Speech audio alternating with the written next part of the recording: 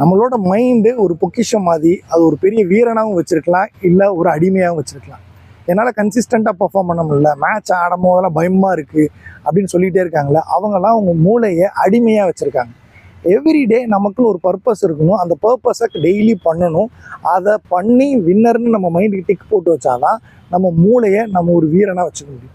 3 முறையாக நம்ம ட்ரெயின் பண்ணலாம். ஒன்று ஃபிசிக்கலாக, நீங்கள் எவ்ரிடே ஓடுறது, ஜிம் பண்ணுறது, இல்லை கிரிக்கெட் ப்ராக்டிஸ் பண்ணுறது, டெய்லி கன்சிஸ்டண்ட்டாக பண்ணி அதை டிக் போட்டு வைங்க.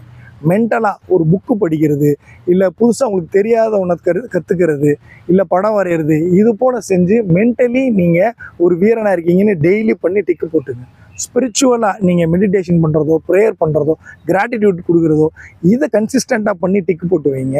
அப்போது உங்கள் மூளை டெய்லி ட்ரெயின் பண்ணி ஒரு பெரிய ஜிம்மில் போய் ஸ்ட்ராங்காக இருக்கணும், உங்கள் மூளை ஸ்ட்ராங்காக இருக்கும்.